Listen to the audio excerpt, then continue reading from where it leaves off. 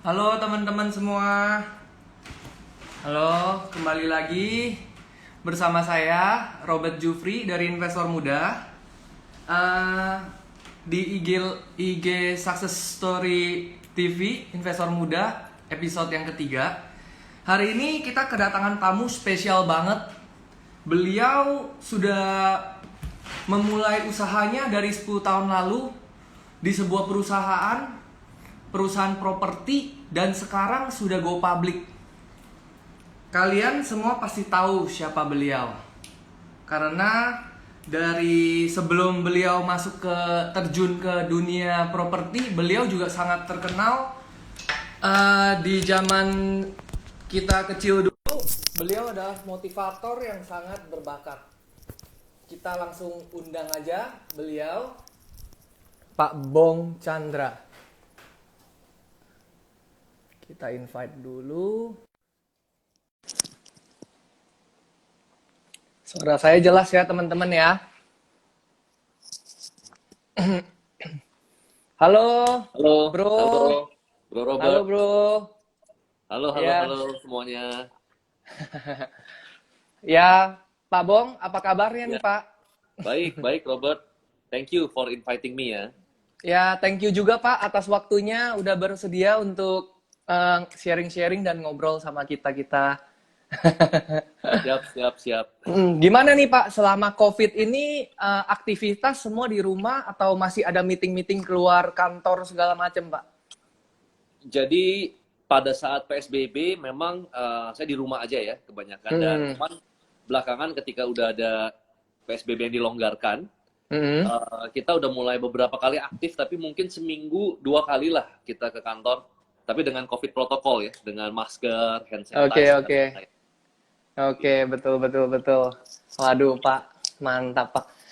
Sebelum kita mulai, Pak, saya Ya, ada 4 pertanyaan di mana Pak Bong harus menjawab ini dengan cepat dan nggak usah mikir banyak-banyak, Pak. Jadi langsung jawab kayak aja gitu games ya, ya, Pak ya. kayak games gitu ya. Oke, yang pertama, pebisnis atau investor, Pak? Pebisnis, Pebisnis. Rekan kerja atau berdiri sendiri? rekan kerja. Rekan kerja. Kaya atau terkenal, Pak? Kaya dong. Kaya ya, oke. Nasehat keluarga atau nasehat rekan bisnis? Rekan bisnis. Rekan bisnis, oke Pak. Pak Bong, kenapa yang di pertanyaan pertama tadi Bapak lebih memilih pebisnis daripada investor, Pak? Jadi saya pikir yang pertama adalah Hmm, ketika kita mau belajar segala sesuatu itu kita step by step. Jadi kalau oke. kita naik anak tangga itu, ya kita nggak Hmm, bisa langsung tiba-tiba lompat 10 anak tangga. Ini kalau saya oke. pribadi ya. Jadi silakan yang cocok diadaptasi, yang nggak cocok nggak perlu diadaptasi. Jadi Hmm, saya pikir kalau kita jadi pebisnis dulu, baru akhirnya nanti saya jadi investor. Sekarang pun juga saya sebagai investor, kita invest di private company. hmm, Kita punya venture capital namanya Salt Ventures. Nah, tetapi ya. sebelum masuk ke sana, saya ingin paham dulu, kalau saya investasi di sebuah bisnis, saya ingin jadi playernya dulu.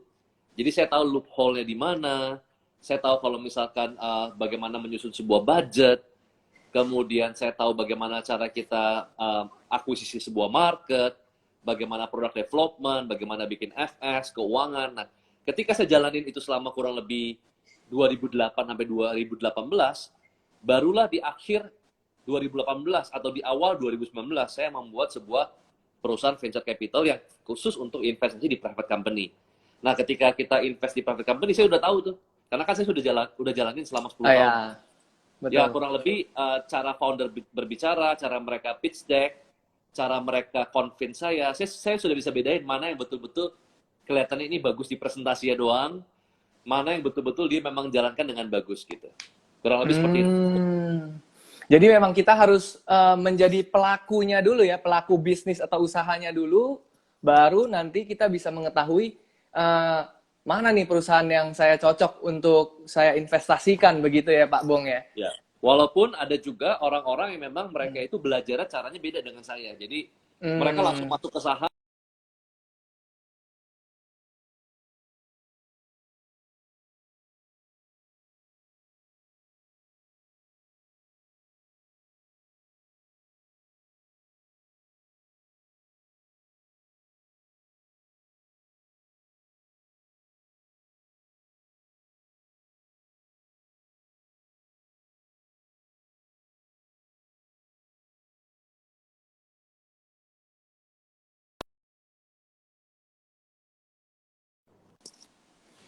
Halo, ya.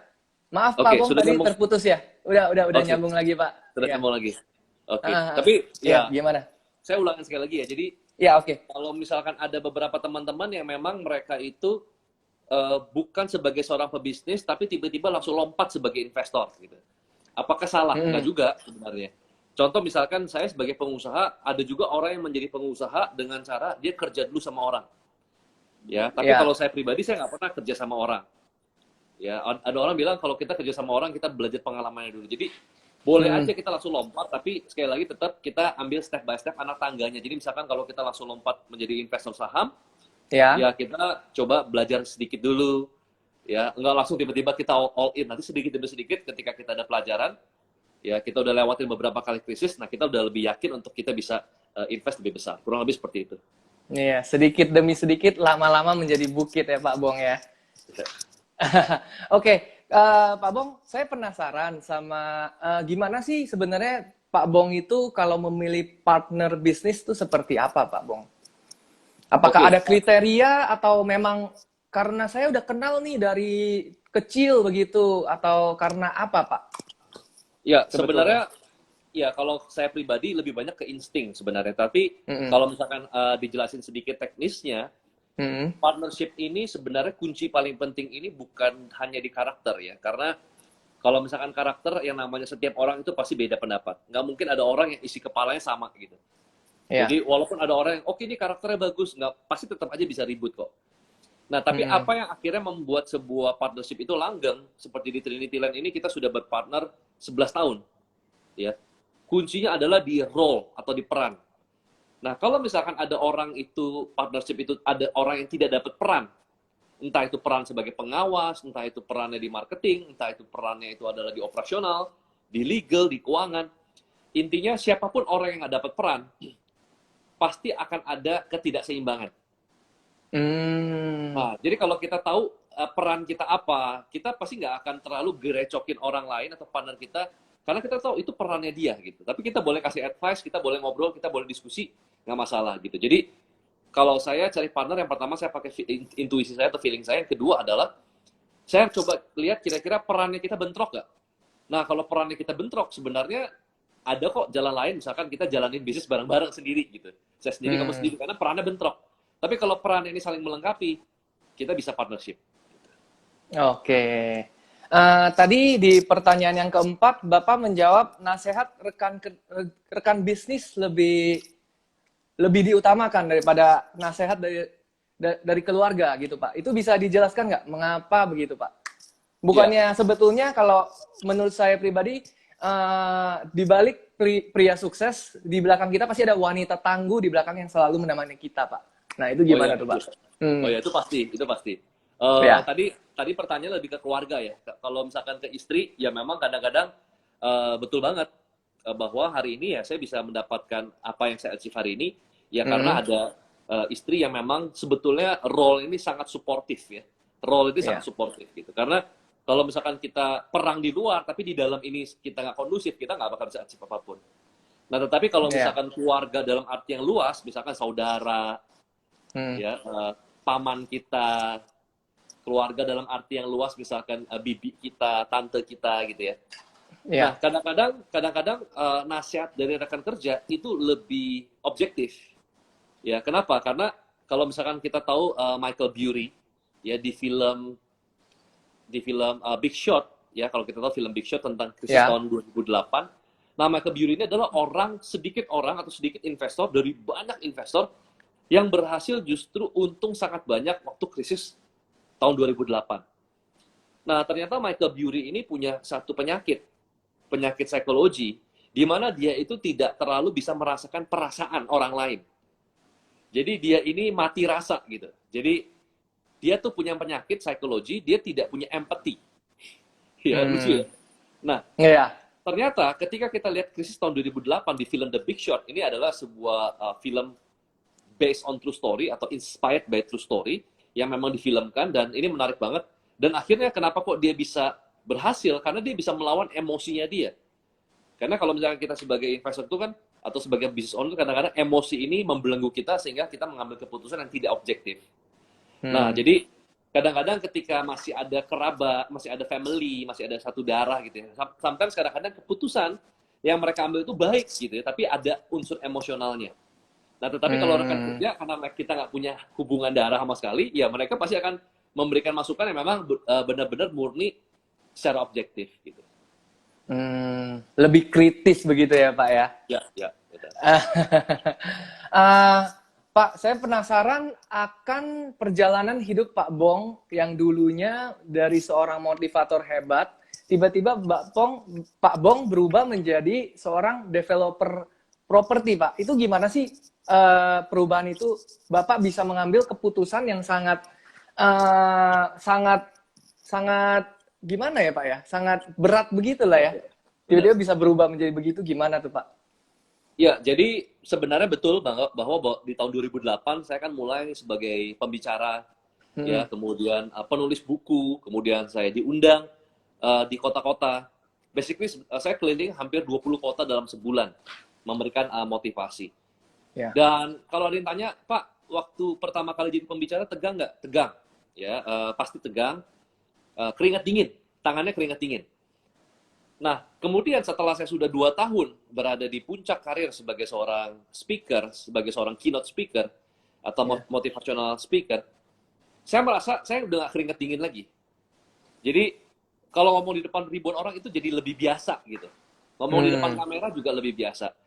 Nah, tapi saya pernah baca satu buku, bahwa ketika kita ini sudah nyaman, ya, tangan kita nggak pernah keringet dingin lagi, berarti kita sudah berhenti bertumbuh. Jadi kalau misalkan saya punya anak ya, anak saya sekarang hampir 2 tahun umurnya, ketika gigi gerahamnya itu mau tumbuh, dia entah itu dia cranky, gak enak, sakit, atau kadang-kadang kalau bisa parah bisa demam gitu ya. Artinya di sana Tuhan kasih tahu bahwa ada gigi geraham dia mau tumbuh. Jadi kalau ada yang mau tumbuh itu pasti kita nggak nyaman atau pasti kita sakit. Sehingga saya berpikir bahwa saya harus bisa keringat dingin lagi. Jadi pembicara udah nggak keringat dingin lagi. Akhirnya saya nggak langsung tiba-tiba lompat ya. Saya mesti jalankan itu setengah kapal sampai di 2014. Nah di 2014 saya putuskan untuk berhenti total. Ya, jadi saya tidak menerima undangan lagi. Saya hanya memberikan seminar itu sekali setahun. Jadi 1 tahun itu 1 kali gitu. Nah itu juga betul keluarga nggak setuju. Jadi papa saya, keluarga saya nggak setuju. Kenapa? Karena bayangkan kamu tuh sudah sangat enak, ya. Kamu bicara aja kamu dibayar gitu ya, sama seperti MC penyanyi gitu. Tapi di 2014 saya benar-benar berhenti total dan hanya membuat sebuah event 1 kali dalam setahun. Nah saya fokus full time membangun perusahaan properti dari tahun 2009, tetapi full time-nya itu benar-benar di 2014. Ya dan ya pada saat itu tangan saya keringat dingin lagi. Ya kenapa? Karena ini kita sudah bakar kapal ya. Tadinya awalnya kita setengah-setengah, sekarang kita sudah bakar kapal. Jadi di situ saya pikir saya harus bisa masuk ke zona yang saya nggak nyaman, yaitu di properti. Itu alasan saya kenapa saya masuk ke properti. Oke. Gimana Bapak bisa tahu keputusan yang Bapak ambil itu adalah keputusan yang baik dan benar untuk masa depan Pak Bong itu sendiri, Pak? Oke, yang pertama adalah tentu mentor ya. Jadi saya juga di Trinity bukan sendiri, saya berpartner. Kebetulan aja yang punya Instagram, yang aktif di Instagram cuma saya gitu. Tapi kita pemegang saham ada 4 orang. Tapi per 2018 kita ada 1 pemegang saham baru, Pak Ishak Chandra. Jadi kita berlima. Nah, jadi sebenarnya kuncinya adalah di mentor. Kebetulan saya banyak belajar dari salah satu senior shareholder juga di Trinity, Pak Matius Yusuf. Waktu saya pertama kali masuk di properti, beliau itu sudah 28 tahun di properti. Ya, jadi kalau saya ngelihat propertinya beliau itu juga udah 100 lebih ya. Properti atas nama pribadi itu sudah 100 lebih. Jadi ini orang kalau bisa 28 tahun di properti dan baik-baik aja, harusnya ya, ini bisnis yang bagus gitu. Dan perannya beliau itu adalah sebagai komisaris ya. Jadi beliau tidak aktif tapi banyak banget advice yang beliau berikan ya. Dan kalau misalkan kita stuck ya kita pasti tanya ya bagaimana kita deal dengan bank, bagaimana kita deal dengan tanah. Nah, kita punya mentor. Itu yang pertama. Yang kedua yang membuat saya yakin adalah diri kita sendiri. Kenapa? Karena ketika kita masuk di dalam sebuah bisnis apapun, profesi apapun, saya selalu punya prinsip saya nggak boleh setengah-setengah dan saya harus jadi yang terbaik di bidang itu. Jadi ketika saya jadi pembicara gitu ya, itu saya all in Hmm. gitu. Saya blocking time hampir semua radio di Jakarta. Jadi nggak setengah-tengah. Jadi saya kalau talk show di radio itu langsung rekaman 8 episode. Jadi 8 jam. Besoknya saya rekaman di radio lain 8 jam. Jadi sampai host itu capek sampai ganti 2 host dia. Nah, jadi Tapi saya Pak sudah Bongnya rekam. nggak ganti-ganti ya. Betul. Jadi waktu saya jadi pembicara, saya sudah commit harus jadi yang the best gitu. Hmm. Nah, kemudian walaupun banyak yang saya bukan yang the best akhirnya, tapi the best untuk usia itu oke lah. Ya, Ya. jadi saya the best untuk usia yang muda gitu. Karena pembicara Ya. kan rata-rata kan umurnya udah 40 tahun ke atas, saya 20 tahun. Jadi the best di umur 20 tahun. Nah, ketika saya masuk di properti juga sama. Saya mustahil bisa the best. Kenapa? Karena ada Sumarekon yang sudah 40 tahun. Ada Pak Agung Podomoro udah 40 tahun. Kita kan masih baru mulai kan. Nah, tapi Ya. saya putuskan saya ingin jadi yang the best untuk properti yang fokusnya ke market millennials. Gitu. Jadi saya ingin jadi the best, paling dikenal untuk market properti yang millennials. Jadi kurang lebih seperti itu. Berarti Pak Bong tetap ada niche marketnya itu sendiri ya. Benar. Niche market ya.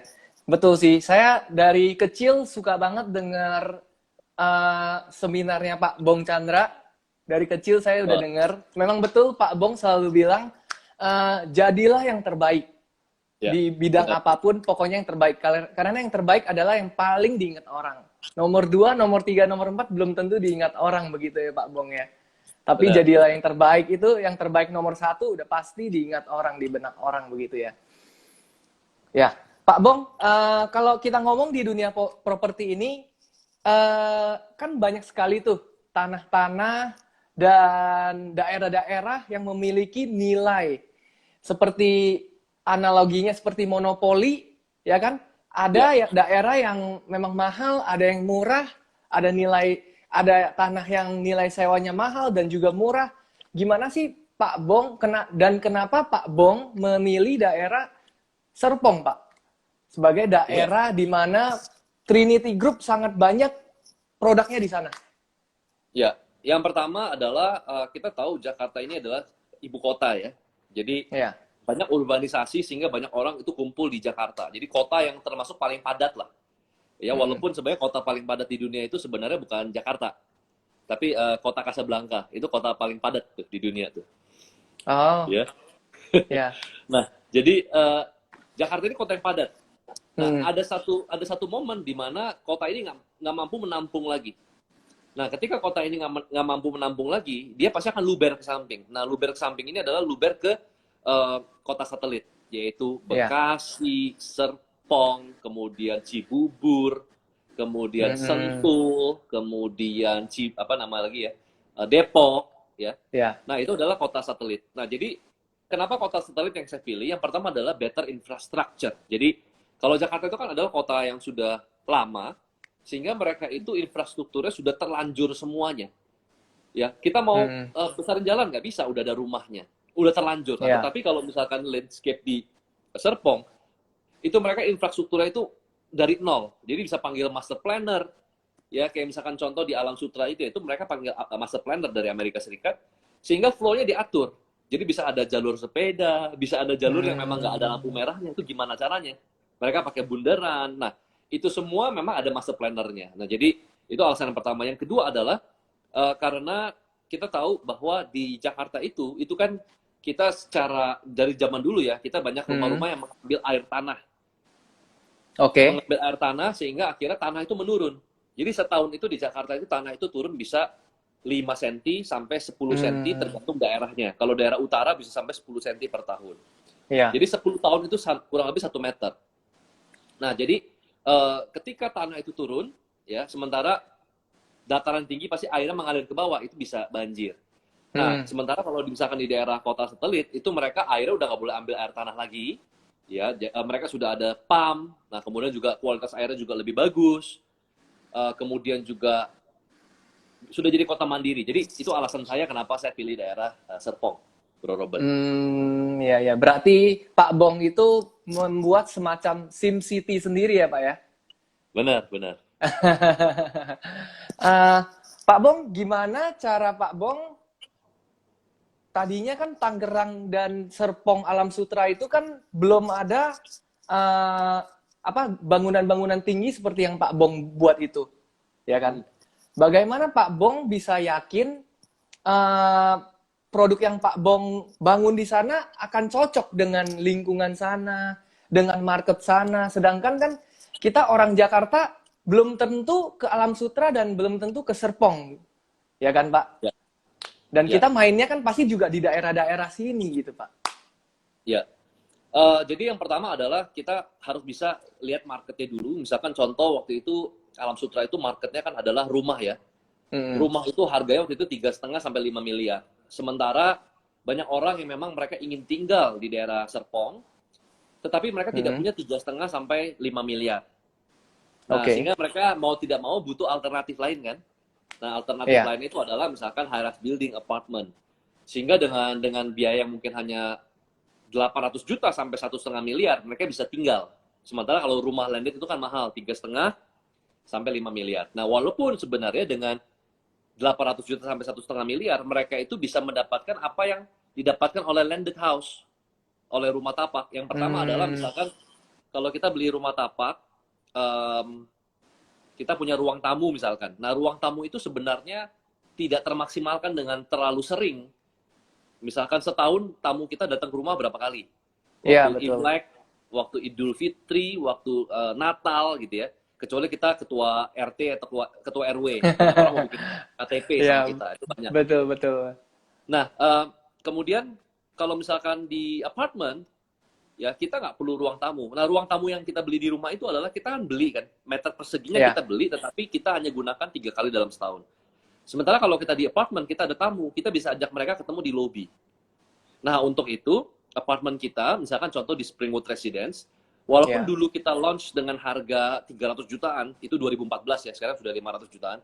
Dulu kita launch harga 300 jutaan, tapi lobbynya kita ini tinggi ceilingnya 6 meter, dan luas lobbynya ini 600 meter persegi. Hmm. Jadi Oke, lobbynya oke. sangat luas, dan kemudian juga kita pakai imported marble, interior desainnya kita pakai Alex Bayu. Jadi lobby kita yang apartemen 300 juta, itu lobbynya sama seperti hotel bintang 5. Ya, jadi bayangin orang yang beli apartemen 300 juta 2014 itu sama seperti beli Rusunami, tapi dapatnya itu lobby yang bisa 600 meter persegi dan tingginya juga 7 meter, 6 meter dan semuanya marble, imported marble. Nah, sehingga akhirnya kalau mereka ketemu tamu, mereka bisa ketemu di sana. Kemudian kalau kita mau punya kolam Hmm. renang di dalam rumah, minimal rumah Ya, kita harusnya luasnya itu 400 sampai 500 meter persegi. Nah, betul. tetapi kalau punya rumah 400-500 meter persegi kan mahal. Nah, dengan Hmm. adanya apartemen kita bisa punya kolam renang walaupun bukan punya kita sendiri ya. Ya. Kita bisa punya ruang tamu ya, kemudian lebih efisien lah. Tetapi bukan berarti kita nggak Hmm. boleh punya rumah. Ya, Ya. tergantung kita lah. Ada beberapa orang yang punya prinsip jangan beli apartemen pertama sebelum punya rumah pertama. Ya, saya setuju-setuju aja. Kenapa? Karena saya juga launching rumah kok. Nanti tanggal 11 kan saya launching rumah di Batam gitu ya. Saya happy-happy aja. Nah, tapi kalau ada yang bilang gini aja, kamu kalau misalkan masih newlywed, kamu apartemen Hmm. dulu, nanti baru setelah udah punya anak gede baru rumah. Itu juga nggak salah gitu. Ya. Gitu. Jadi sebenarnya tergantung kita. Kalau saya pribadi dulu saya mulai Hmm. dari apartemen. Waktu saya pertama Oke. kali married, saya tinggal di apartemen dulu. Hmm. Beberapa produknya apartemen Pak Bong juga ada coworking space-nya begitu ya, Pak ya? Benar, benar. Jadi Jadi bisa kita langsung kerja di bawah gitu ya? benar. Jadi di masa pandemi ini kita memang membuat sebuah terobosan. Kita buat yang namanya Ya. comfortable residence gitu. Jadi residence yang bisa di-convert menjadi home office. Jadi ranjang ini studio, kalau kita mau Hmm. kerja, kita bisa lipat ke atas, mejanya kita lipat ke bawah, jadilah home office. Nah, sehingga kita yang Ah, tadinya beli 2 properti, atau kita beli ya. 1 properti, satu lagi sewa kantor, akhirnya kita cukup beli, nggak perlu sewa, kita bisa punya office, kita bisa punya residence. Itu yang kita lagi develop sekarang, namanya The Scott, ya, Comfortable Residence. Ya, ya, ya, ya. Dengan produk yang sejenis dengan Pak Bong, apakah ada kompetitor lain yang meniru Bapak? Jadi sebenarnya memang kalau saat ini Comfortable Residence saya kurang tahu ya, apakah ada Hmm. di Jakarta yang bikin project seperti itu. Tapi yang paling penting itu adalah sebenarnya di komunikasi. Karena gini, Oke. karena banyak banget developer properti yang brosurnya itu tulisannya adalah properti untuk millennials gitu. Hmm. Nah, tetapi bukan dengan kita tulis millennials, maka properti itu betul-betul untuk millennials gitu. Nah, Ya. jadi kita harus balik. Bukan dari sebuah idea, terus kemudian kita paksa market menerima itu, tetapi kita start dari market dulu. Jadi saya start dari Hmm. market, saya cari tahu millennials itu ternyata banyak banget. Millennials bukan cuma sekedar millennials yang mana Ya. dulu. Nah, akhirnya Ya. kita fokusin millennials itu, saya fokus ke solopreneur dan juga creator. Solopreneur dan creator ini adalah mayoritas banyak millennials yang memang mereka ini seorang pemilik dari agency, digital agency misalkan. Mereka Oke. punya beberapa freelance, kantor mereka nggak perlu besar. Hmm. Mereka YouTuber, content creator, fotografer, interior designer, kemudian dia mungkin punya online store. Nah, Ya. orang-orang yang termasuk solopreneur ini, maksudnya entrepreneur yang memang tim atau staffnya nggak terlalu banyak, Ya. kita coba gali apa sih yang mereka cari. Ya, creator itu YouTuber, Hmm. blogger, kemudian travel blogger, apa sih yang mereka cari? Flexibility. Mereka cari flexibility. Jadi mereka mau instan, pesan makanan Ya. Gojek, Hmm. mereka pasti tidurnya malam, bangunnya itu pasti siang. Nah, begitu mereka bangun, mereka cepat-cepat Zoom meeting, mereka tinggal lipat ranjangnya, mereka buka bangkunya, jadi mereka bisa langsung Zoom meeting.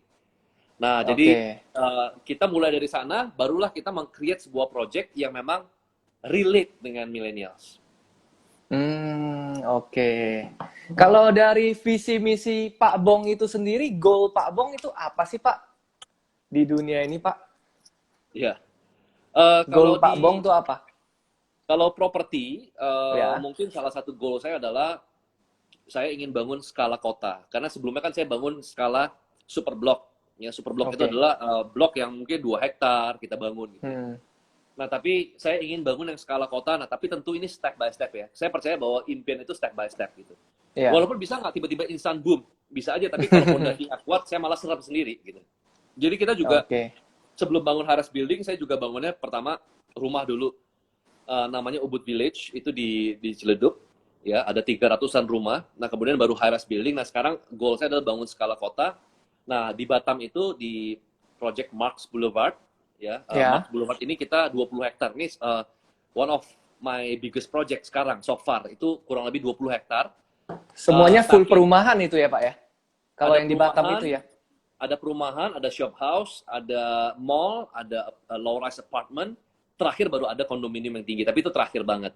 Oh, Nah, lengkap jadi juga ya berarti ya? lengkap, lengkap. Itu 20 Oke, hektar. oke, oke. Itu Hmm. goal pertama. Nanti setelah dari itu kita tentu ingin bangun skala kota mandiri yang mungkin 150 hektar sampai 250 hektar. Ya sedikit demi sedikit kita mulai.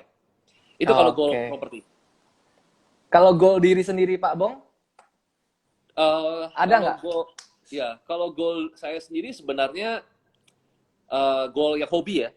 Goal yang hobi Ya. ya. Saya hobi nonton sepak bola. Jadi saya punya role model itu adalah Bapak Erick Thohir. Ya, Oke.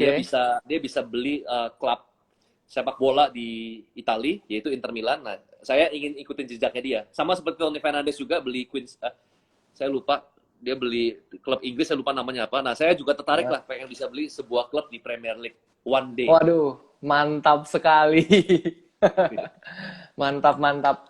Pak Bong, kalau dari segi apa challenge yang paling menantang di dunia properti itu yang paling sulit dihadapi itu apa sih Pak?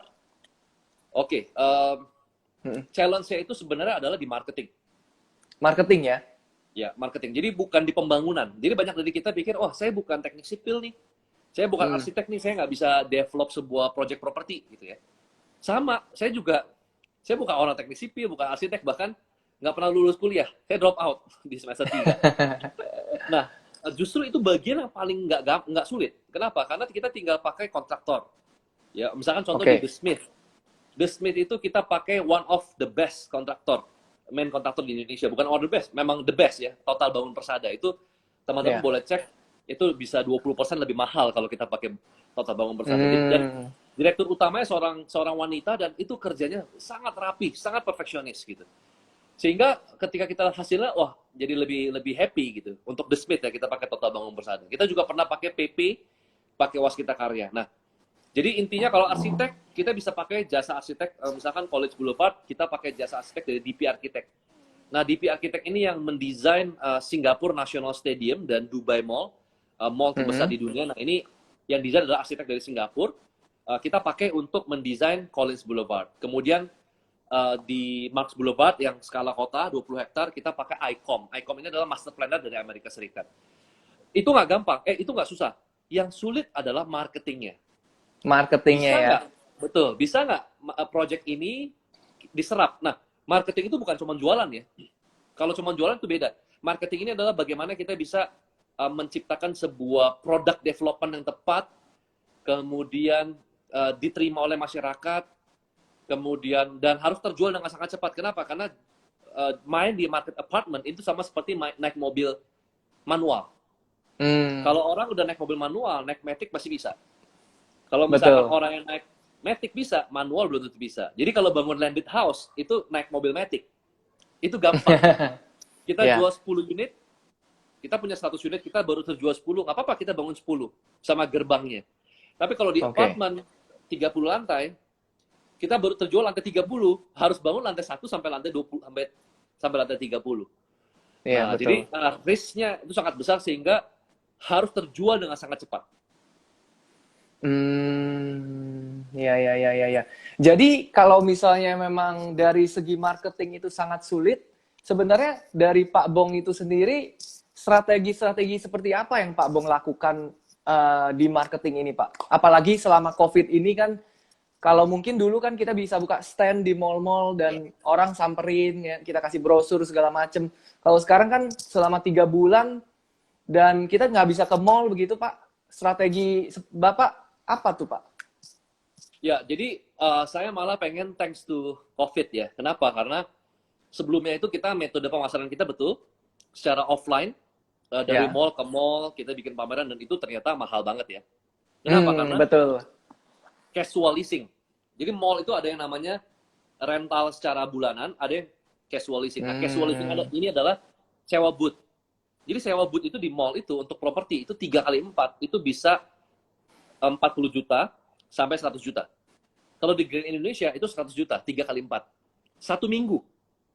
100 juta itu 1 minggu, itu belum termasuk booth, kemudian loading barang, itu bisa total seminggu itu habis 200 juta.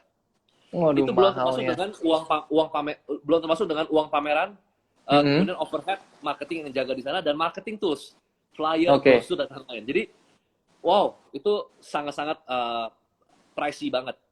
Nah, dengan adanya COVID, kita nggak bisa lakukan itu semua kan? Sehingga kita melakukan yang namanya online marketing, digital marketing. Kita melakukan namanya Zoom gathering dengan Zoom. Dan total itu dari April, Mei, Juni, sekarang Juli ini kita belum, Juli baru kita bikin gathering tanggal 4 kemarin, hari Sabtu. Kita total sudah bikin gathering kepada 800 orang. 800 orang ini bukan Instagram Live. Kalau Instagram Live kan, kalau kita save di GTV itu bisa 20.000, 30.000 gitu. Tapi ini yang kita, yang orang yang sudah tertarik, kita kasih linknya, kita invite masuk ke Zoom. Kemudian di Zoom tersebut kita akan putarkan virtual tour. Jadi kita sudah punya website yang dimana kita bisa virtual tour. Kita bisa gerakin sendiri pakai jari kita. Ranjangnya bisa kita buka, bisa kita tutup. Kita udah create itu. Dan kita create itu sebelum COVID. Gitu. Jadi kita sudah ada teknologinya. Jadi pas ada COVID itu kenceng. Nah, saya ingin cerita sedikit, waktu bulan Februari akhir tahun 2020, BCA itu ulang tahun. Itu terakhir kalinya acara besar dan nggak ada social distancing. Kenapa? Karena awal Maret baru ada first case. Nah, itu BCA itu mengundang 16 property developer terbesar di Indonesia. Saya nggak perlu sebutin namanya, tapi 16 developer terbesar yang BCA ajak untuk buka di BCA Expo. Dan kita dikasih booth-nya itu gratis. Sama BCA kasih kita booth gratis itu bukan 3 kali 4, 120 meter persegi kita dikasih gratis booth BCA. Gede banget itu, Pak. Besar. Nah, kemudian kita pasarin selama 3 hari. Lalu kemudian kita ketemu sama VP-nya dari retail BCA, Pak Jun Xiang. Dia datang ke kantor saya, dia kasih lihat recap-nya dari 16 developer. Tahu nggak? Trinity itu nomor 1 di antara semua 16 developer penjualannya. Wah, paling kenceng berarti ya? Iya, nomor 1. Bahkan kita mengalahkan tuan rumah ya, tuan rumah yang punya Ice BSD. Nah, kemudian di situ kita jual berapa unit? Kita jual 50 unit. Tapi dengan Oke. event yang besar banget, kita bikin booth seluas 120 meter persegi. Tempatnya gratis, tapi kita harus bikin booth-nya 120 meter persegi. Dan itu pricey. Nah, bulan Juni kemarin, kita Ya. melakukan yang namanya full online marketing. Kita pakai Zoom, kita bikin virtual tour. Tahu nggak kita jual berapa unit? Berapa tuh? Kita Pak jual Bong. 44 unit. Waduh, mirip-mirip ya. Jadi cuman selisih 6 unit, tetapi cost-nya itu nggak sampai 5% daripada saat BCA Expo. Jauh Gitu. sekali ya. Benar, jadi jauh banget. Jadi cost-nya nggak sampai 5%, tapi hasilnya cuman selisih 6 unit dari 50 unit, sekarang bulan Juni kemarin itu 44 unit. Jadi sebenarnya tergantung bagaimana cara kita. Nah, untuk itu memang saya bikin video-video yang lucu gitu. Saya bikin Instagram Ads. Kalau teman-teman tahu, saya bikin Instagram Ads itu home office ala drama Korea. Iya. Saya juga udah Saya pakai nonton itu aktor Pak Bong. Saya pakai Ya. aktor yang mirip Korea gitu. Kenapa saya tahu waktu lagi seperti ini, ya lagi lockdown, orang-orang itu semua nonton drakor kan. Jadi saya pikir Ya. apa ya, sebuah clickbait yang kira-kira orang itu suka gitu. Saya bikin iklan, saya cari home office ala drama Korea. Saya pakai aktor orang yang mirip Korea, namanya Han Chandra. Ya, tapi dia orang Indonesia, tapi orang mirip Korea. Kemudian kita bikin scene-nya betul-betul mirip Korea. Dan jadi saya bagi Instagram Ads itu jadi dua ya. Yang pertama adalah ads untuk yang corporate-nya. Ini kita bikin yang iklannya ini soft selling. Soft selling, jadi tidak sebutin harga, tidak sebutin nomor telepon. Jadi betul-betul pure branding. Nah, tetapi saya punya in-house marketing. Kita kasih budget untuk mereka melakukan hard selling dengan account Instagram mereka sendiri. Oke. Jadi ada payung brandingnya, lalu mereka tinggal mancing gitu. Dan itu very effective. Berarti semua ini Pak Bong yang pikirkan sendiri bersama tim ya Pak ya? Ya, jadi kalau di Trinity ini kan shareholder-nya berlima ya. Tadi berempat, kemudian di 2008 Pak Ishak Chandra dia gabung. Sebelumnya beliau itu 8 tahun sebagai CEO dari business development dari Sinarmas Land. Beliau gabung. Nah, jadi berlima shareholder kita. Nah, Pak Matius sebagai komisaris, sebagai dewan pengawas. Nah, kemudian saya di produk dan marketing. Jadi bagaimana create sebuah produk. Kita mau bikin apa nih? Kita mau bikin produk apa nih? Produk dan marketing. Kalau Pak Septian itu di legal dan konstruksi. Kemudian Pak Septian itu di operasional. Kemudian Pak Ishak itu di business development. Di strategic, corporate strategic development. Jadi kita pengen akuisisi lahan mana lagi nih. Kemudian kita pengen go public atau enggak. Kemudian itu Pak Ishak yang sekarang beliau sebagai CEO di Trinity Land. Oh iya, oke Pak. Pak, saya penasaran soal yang tadi Bapak bilang Bapak membuat sebuah konsep baru work from home itu, yang Bapak bikin sebuah apartemennya bisa kerja dan juga tinggal di sana, ya kan? Iya. Apalagi karena semasa COVID ini kan ini sangat adalah kebutuhan masyarakat lah, kita bilang kan begitu kan.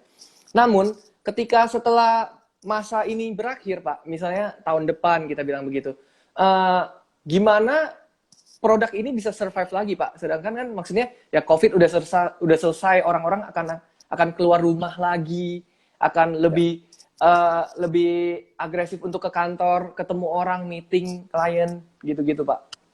Ya, saya pikir setelah COVID berakhir, ya beberapa dari konvensional bisnis itu mereka bahkan menurut saya tidak ingin kembali ke pola lama. Contoh misalkan ketika kasus MERS terjadi pertama kali di China ya, kasus virus MERS, ada flu burung, ada flu babi gitu ya. Nah itu yang membuat akhirnya online shopping ya, dan waktu itu Alibaba mulai terkenal itu adalah pada saat terjadinya virus flu babi dan flu burung sebelum ada corona ya. Dan ketika mereka akhirnya terpaksa, waktu itu mungkin internet nggak sedramatis sekarang, jadi mungkin mereka lockdown tapi kita nggak ngerti ya, karena mereka masih negara yang tertutup. Dan akhirnya mereka shopping online. Nah, ketika akhirnya sudah normal, virusnya sudah nggak terlalu agresif, mereka juga akhirnya tetap online shopping. Mereka nggak berpindah. Jadi kalau misalkan memang segala sesuatu yang memudahkan kita pasti nggak ingin balik kepada budaya lama kita, kebiasaan lama kita. Selama itu bermanfaat ya. Nah, kayak misalkan contoh, kita lagi mau launch, mau unboxing sebuah project properti tanggal 11 Juli nanti, Glen The Hive namanya, adalah perumahan di Batam. Itu biasanya kita kalau misalkan mau launch sebuah project, kita akan makan waktu dari from scratch sampai launch, sampai unboxing, itu 6-8 bulan. Kenapa lama? Ya. Pertama, kita perlu ketemu sama arsitek. Arsitek entah ada dari luar negeri atau apa ya. Kita perlu ketemu arsitek, janjian waktunya, dia bisa kapan, kita bisa kapan. Kemudian kita perlu ketemu sama interior designer. Oke. Kita perlu ketemu sama bagian Pemdanya untuk ngurus legalnya. Nah, itu 6-8 bulan itu paling cepat untuk bisa from scratch sampai kita launch sebuah project property. Nah, Glen The Hive Batam, perumahan, dengan ada Zoom meeting, kita cuma 2 bulan. Jadi ternyata kita sudah diskusi dengan adanya work from home sekarang, itu jauh lebih produktif. Sehingga waktu sekarang PSBB dibuka, kantor kita itu tetap cuma 20% yang masuk. Yang benar-benar nggak bisa kalau nggak offline. Sisanya kita akan biarin semuanya di rumah. Walaupun sudah bisa masuk, tetap kita biarin. Gitu. Padahal saya juga baru renov kantor. baru renov kantor, ya udah biarin kosong gitu aja. Oke. Gitu. Jadi dengan adanya new normal ini, lebih efektif ya semua pekerjaan, meeting, segala macam. Kalau bisa online, kita Zoom meeting aja, nggak usah tatap muka begitu ya Pak Bong ya? Benar. Ya. Oke teman-teman, ini saya mau bilang kalau misalnya kalian ada pertanyaan untuk Pak Bong, silakan kalian langsung tulis di kolom komentar di bawah ini yang ada tanda tanyanya. Dan ada dua pemenang yang akan diberikan hadiah oleh Pak Bong berupa buku ya Pak Bong ya? Ya, ini hadiah, saya baru bawa nih. Tulisannya terbalik ya? Ya, tulisannya terbalik sih itu. Ya, jadi saya sama teman saya, partner saya Bro Dani, kita di masa pandemik ini kita bikin buku. Ini tulisan terbalik, judulnya adalah The Fifth Season. Ini ceritanya ada gambar kaki orang lagi mau masuk ke pintu. Nah, jadi Fifth Season ini sebenarnya artinya adalah musim itu kan sebenarnya kita tahu 4 ya. Spring, summer, winter, fall gitu ya. Nah, cuman ada musim kelima yang memang jarang-jarang terjadi seperti sekarang-sekarang ini. Ya, musim kelima ini adalah musim transisi, ada orang yang dari di atas jadi di bawah, yang di bawah jadi di atas. Nah, ini saya akan kasih 2 buku ini kepada 2 penanya terbaik, nanti Bro Robert aja yang pilih. Siap. Oke, Pak Bong, ini saya lihat dari pertanyaan-pertanyaannya ya Pak ya. Jadi saya langsung keluarin untuk ditanyakan kepada Pak Bong. Boleh.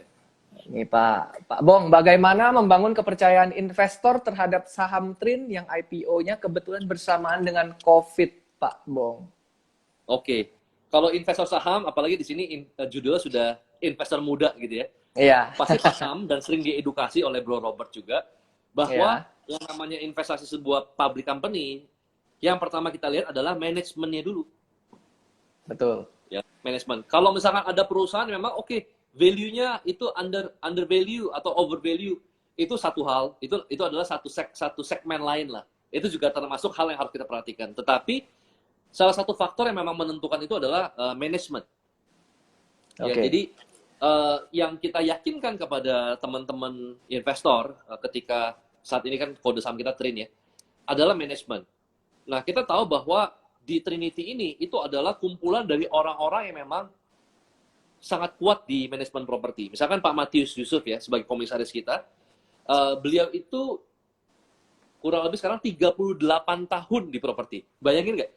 38 tahun di properti. Nah, kemudian yang kedua adalah Pak Ishak Chandra. Pak Ishak Chandra itu sebelum di Sinarmas sebagai CEO selama 8 tahun, beliau itu di Salim Group, di grupnya Suwarna. Jadi beliau itu sudah di properti itu 28 tahun. Gitu. Dan yang paling penting adalah juga integritinya. Ya, kita selama 11 tahun ini semua proyek kita dibangun loh. Ya, jadi nggak ada proyek yang akhirnya mandek, mangkrak gitu ya. Ya puji Tuhan, semuanya dibangun. Itu cara kita meyakinkan adalah di manajemen gitu. Dan kemudian kita tahu bahwa baru saja dikeluarkan sebuah kebijakan PSAK 72, ya, sebuah pencatatan akuntansi di mana kalau misalkan kita belum serah terima, belum ada BAST, berita acara serah terima, semua sales kita di tahun 2020 tidak bisa kita catatkan ke dalam revenue. Jadi marketing SaaS nggak bisa kita catatkan sebelum BST gitu. Nah, jadi kalau kita lihat secara kasat mata, berarti gimana dong penjualan dengan 2020 Q1? Ya akhirnya jadinya minus. Padahal sebenarnya di 2020 bulan Februari kemarin, penjualan kita nomor 1 di antara 16 developer terbaik yang dipilih BCA. Nah, tetapi karena kita proyeknya itu kebanyakan apartemen itu serah terima itu lebih lama. Bisa 4 tahun serah terimanya. Sementara kalau misalkan developer yang bangun landed, itu 18 bulan sampai 24 bulan dia bisa BAST, dia bisa serah terima. Nah, kalau dia bisa BAST, penjualan dia bisa langsung bukukan. Nah, Oke. PSAK 72 ini, itu adalah kebijakan yang baru diterapkan di tahun ini. Nah, apa imbasnya kepada laporan keuangan kita?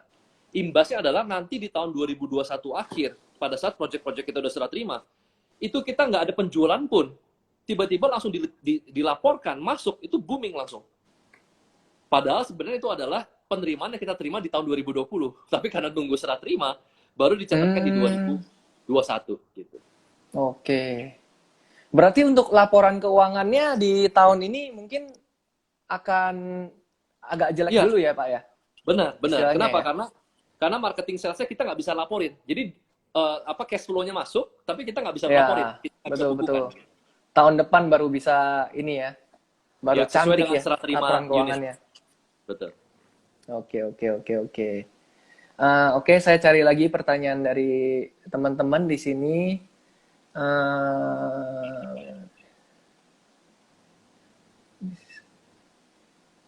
Oke, ini Pak. Ini mungkin karena Bapak juga di South Venture ya Pak ya, Ya. tentang peluang bisnis nih Pak. Oke, Bagaimana ini cara menilai peluang dan analisa bisnis yang Pak Bong lakukan terhadap peluang bisnis tersebut, Pak? Oke, yang pertama adalah kalau lihat peluang bisnis itu ada dua ya. Satu, Oke. apakah kita mau jadi disruptor, ya? Atau yang kedua, Ya. kita jadi orang yang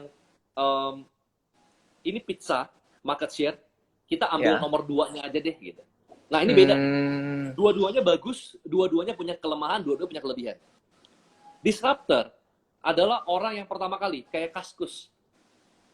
Kaskus itu dia disruptor loh sebenarnya. Ya, tetapi kadang-kadang nilai minusnya ketika dia sudah educate the market, nanti tiba-tiba ada competitors yang mereka nggak perlu lagi keluarin biaya begitu mahal karena udah di-educate sama kita. Nah, tapi kalau kita sebagai disruptor, tapi kita bisa terus grow dan kita terus inovasi, kita tetap bisa bertahan. Tapi kalau enggak, jadi seperti Yahoo nanti. Nah, maka dari itu kita tahu Facebook ketika dia sudah booming, akan ada ancaman dari misalkan Snapchat, Instagram, WhatsApp. Apa yang harus dia lakukan? Mau nggak mau dia harus beli. Dia harus beli. Akuisisi ya? Harus akuisisi. Ya, jadi peluang sebagai disruptor kadang-kadang bagus, tetapi kita juga harus bisa punya planning berikutnya seperti apa. Kira-kira kayak main catur aja. Kita harus pikirin kayak 4-5 langkah ke depan seperti apa. Yang kedua adalah kita ini lebih ke follow the wave. Kita lihat wave apa. Ada orang yang memang booming duluan. Kita pelajari, kita research mereka trial and error, biarin. Tapi kita yang study mereka, mereka sudah iklanin, sudah educate market. Nah, kita tinggal ambil keuntungannya. Nah, kalau saya pribadi sih, jujur saya suka yang kedua sebenarnya. Walaupun sebenarnya di properti, peran kita adalah yang pertama. Misalkan saya bikin comfortable residence, kita bikin properti untuk market millennials, untuk creators, itu kan kita gambling ya. Ya, betul. Kita gambling. Tetapi Pionir. Tetapi Ya. kenapa saya lakukan di properti? Karena entry barrier di properti itu nggak semudah di retail. Kalau misalkan hari ini saya bikin retail, bagus, orang bisa bikin tiru langsung. Tapi Ya. kalau di properti, entry barrier susah. Mereka mau tiru, nggak bisa. Mesti izin dulu, 2 tahun desain. Jadi 2 tahun lagi mereka baru bisa bikin gitu. Jadi nggak secepat Ya. itu. Dan belum tentu kan tanahnya dapat yang strategis Pak Bong punya begitu ya Pak ya? Benar. Ya. Untuk di South Venture itu sendiri, Pak Bong biasanya injek dana begitu ke calon-calon startup itu, apakah Pak Bong melihat sektornya atau bagaimana Pak Bong? Apa Pak Bong memang sudah sudah berpikir dulu mau melakukan investasi di sektor A, B, C, D, E gitu Pak? Apakah yang berprospek aja saya hajar gitu Pak? Oke, Biasanya. jadi segmen kita ini adalah yang pertama, kita tahu kalau venture capital umumnya invest ke tech company, teknologi Oke. company. Kalau kita tidak.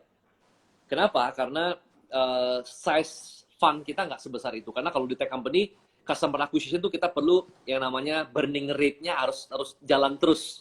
Ya, harus cash burning terus. Nah, jadi kita pilih itu bukan di tech company, tapi kita pilih di creative company yang memiliki scaling, ya, yang punya potensi untuk di scaling up lewat teknologi. Jadi creative company yang memiliki potensi bisa di scaling up lewat teknologi.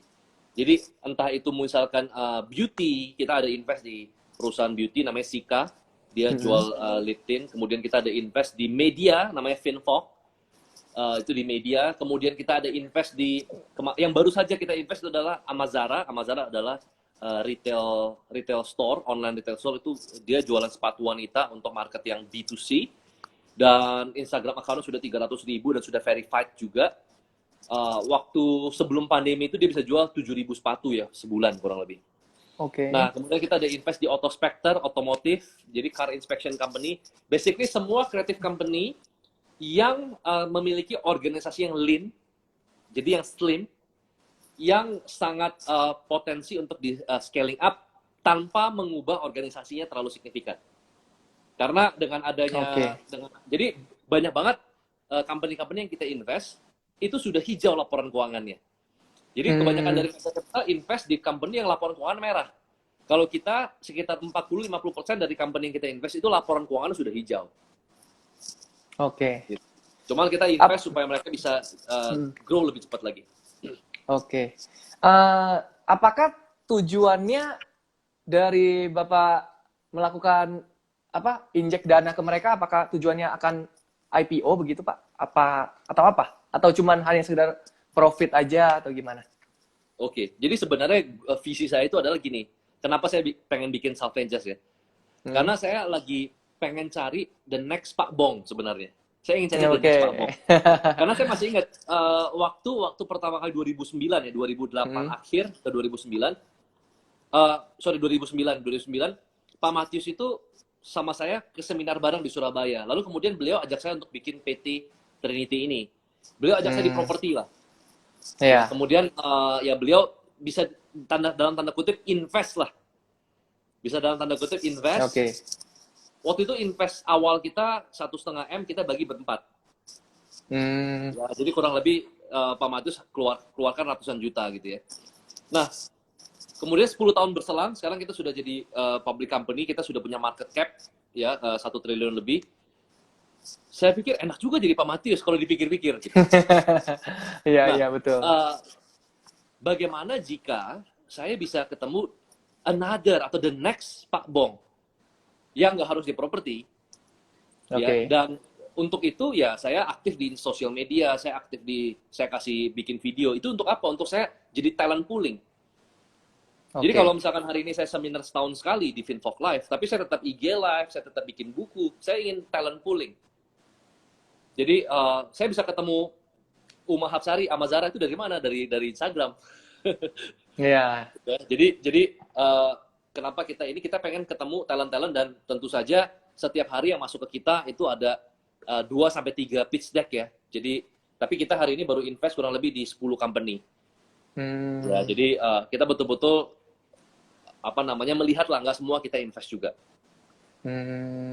Berarti untuk 10 tahun ke depan Pak Bong mungkin akan menjadi investor saja ya Pak ya, yang menginvestasikan uang Bapak ke another Pak Bong, Bong Chandra gitu ya. Benar. Itu goalnya ke arah situ. Goalnya ke sana ya. Iya. Oke. Pak Bong, ini waktu tinggal sedikit. Ya. Saya mau nanya nih, kira-kira kalau misalnya Pak Bong bisa balik nih ke usia Pak Bong 20 tahun, ya kan? Pak Bong pengen memberi nasihat apa ke Pak Bong yang di umur 20 tahun itu, Pak? Fokus ya. Karena fokus. Ketika kita pertama kali masih muda, umur 20-an gitu ya, saya pegang uang. Saya pernah rugi 30 miliar selama 5 tahun. Bukan rugi langsung hilang gitu ya. Selama 5 tahun. Jadi saya bikin restoran. Dan semuanya nggak franchise. Kenapa saya nggak berani franchise kan sesuatu yang belum terbukti berhasil gitu. Padahal yang minta franchise banyak gitu. Dan saya menolak untuk tutup. Harusnya kan cut loss. Saya menolak untuk tutup karena ini gimana karyawan, masa nggak digaji? Akhirnya setiap bulan saya store terus. Sampai masa sewa mallnya itu kontraknya habis. Nah kalau kontrak sudah habis ya udah, ya saya bisa ada alasan lah. Jadi 30 miliar lebih habis dalam 5 tahun untuk 7 cabang restoran dan setiap bulan saya store memperkaya pemilik mall lah kurang lebih. Jadi gitu. nasihat Harus Bapak fokus ya? Iya. Oke. Oh ya, Bro Robert, nanti kalau untuk gimana? yang Bro Robert udah pilih, nanti saya boleh minta datanya ya. Oke, siap. Yang tadi saya udah pilih 2 sih, yang ini namanya Steffi, sama yang tadi namanya Marita. Oke, nanti saya WA aja.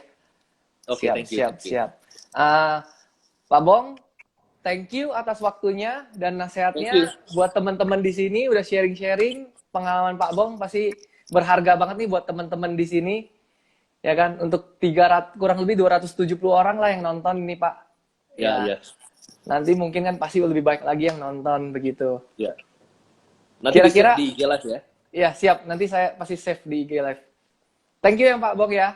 Thank you atas waktunya ya Pak ya. Thank you semuanya. Ya, thank you. Thank you semuanya. Ya.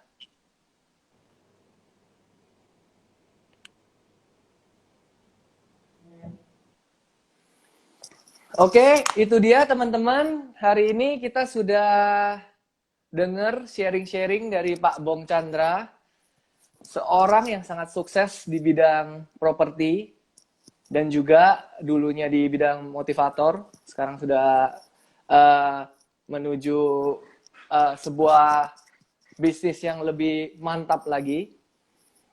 Tunggu episode berikutnya di Success Story TV Investor Muda. Thank you teman-teman.